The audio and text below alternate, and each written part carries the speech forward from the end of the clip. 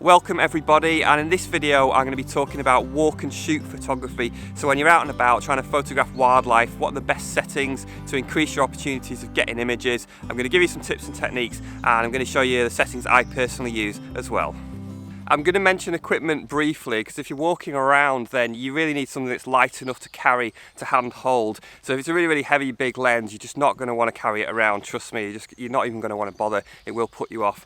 So today I've got the Canon 400mm f5.6, just an example of a lens that's really easy to hand hold and I could carry it around. You want to have a really good way of carrying the camera, make sure it's comfortable and it's efficient, that you can very quickly point and shoot. And this is something a few people have asked me about. This is a strap which I use, which is ideal for this, perfect for carrying around. This one's called a Black Rapid strap, you can see the R on there.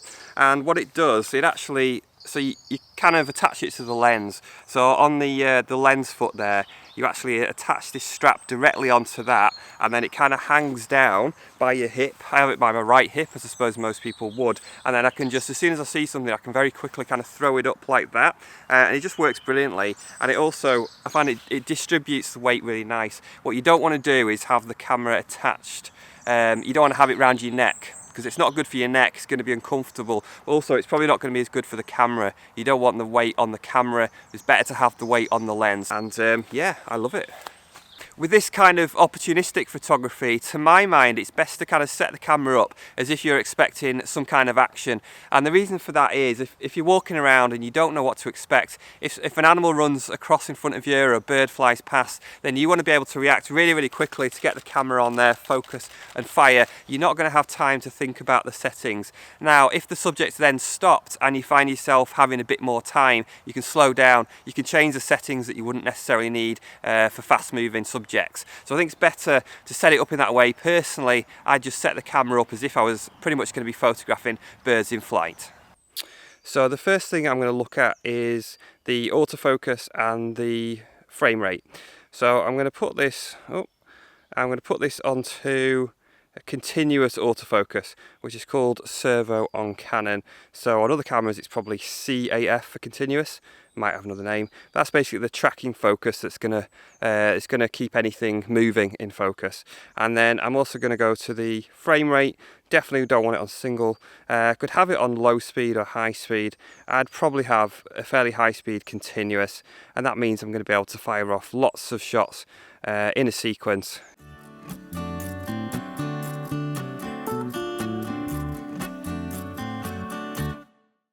Another thing to check is if you've got a focus limiter switch on your lens, you might have this. This enables you to kind of focus within certain different ranges or the full range of the lens. So I'd keep it at the full range, which is going to be from the minimum focusing distance of your particular lens right through to infinity, because you don't know what's going to happen. You don't know if it's going to be close, if it's going to be far away. So just keep it at that range to give yourself the best opportunity. In terms of focus point, a focus area, I'd say probably go for a slightly expanded area, not the smallest focus point and definitely not the biggest. Again, you don't know what's going to happen, so you want to hedge your bets a bit. So on my camera, I tend to set it up again as if I'm photographing birds in flight, just having one focus point and then just a group of focus points around that. So what about exposure? What is the best way to expose in these situations? Well, to be honest, there's no 100% way of guaranteeing an accurate exposure when you're walking around for this type of photography. You don't know where the subject's going to be, if it's going to be against a woodland backdrop, for example, maybe you're pointing it against the blank sky. So there's no way you can really guarantee the exposure is going to be bang on.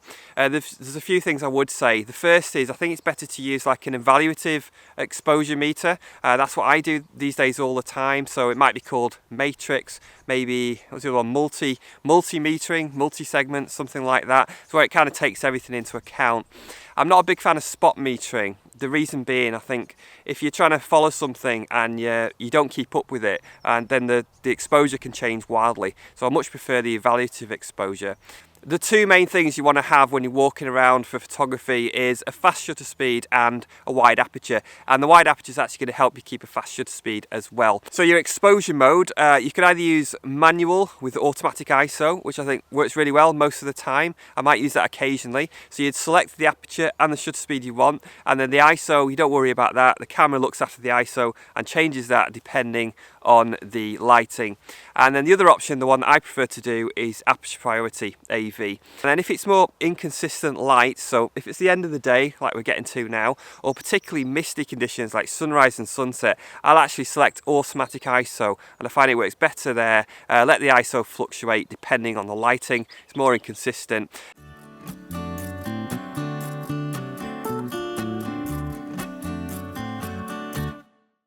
Or I could in fact set the ISO myself, just depending on the available light on the day.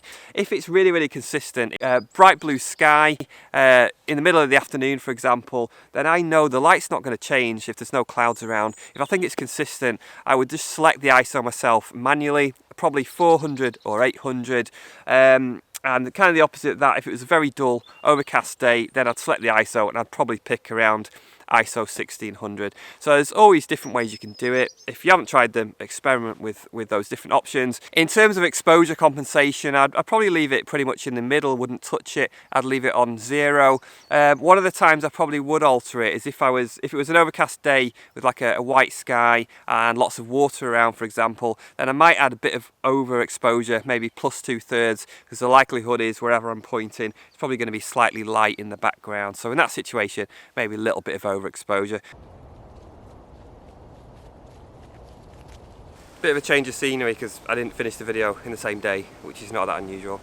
At the beginning of the video I was talking about how it's a good idea to set up your camera for action because you're not going to have as much time to react. So the way I think of it is to try and bag some shots, to try and get something in the bag initially when that chance presents itself. We'll say a lovely bushy fox came running across this woodland and I managed to fire off a few shots using the settings that I've suggested, and then it decided to sit there and pose for a couple of hours.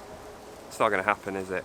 But if it did, and my point is that you don't need to keep using the same settings that you've got for action, for movement. If you've got the time, then try and look at your settings and change them to improve them. So you could look at the ISO, maybe drop the ISO, drop the shutter speed, maybe change the aperture, and also think about composition as well. You know, turn the camera around, maybe it's better vertical, start looking at composing rather than just in the center. And also the focus, you might want to change the focus. Instead of tracking autofocus, you might want to lock the focus, because I think that's still much better for static subjects.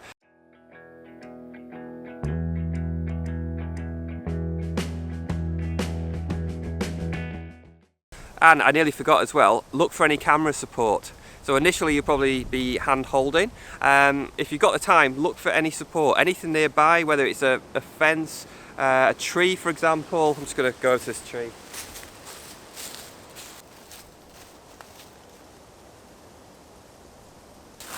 Oh, nearly fell on the bramble again. Yeah, look for any camera support, anything that you can brace yourself against, support the camera. On a lot of cameras these days as well, I think you can program in settings, so I certainly can on mine. So it's kind of, you can put in the settings that you'd want in certain situations and then have like a quick button that you press to get to that. So again, you can kind of program in the settings that we've talked about in this video as your walkabout settings. I made a video, link up here, where's my finger, there it is. This is all about how to use custom function settings specifically for Canon, and I'll tell you in that video how you can actually, again, register the settings in there and how to access that. I'm sure you can do it on other cameras, but I'm not as familiar. It might be similar. Also, do tell me how you set up your camera for this kind of walkabout photography. I'd be interested to know, and I know lots of other viewers and subscribers would be interested to know as well. Good to share this information and we can all help one another out. Thanks very much for watching the video, and if you're not subscribed, do click the subscribe button, click the bell icon for notifications, and I'll see you next time.